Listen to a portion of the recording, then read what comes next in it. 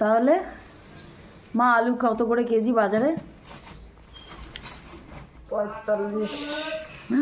45 টাকা কেজি।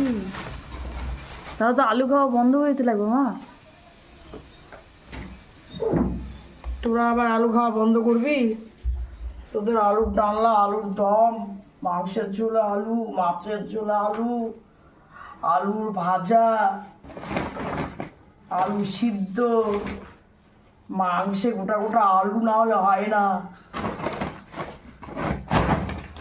কিন্তু তুমি এটা তো জানো, যে খায় আলু সে হয় চালু।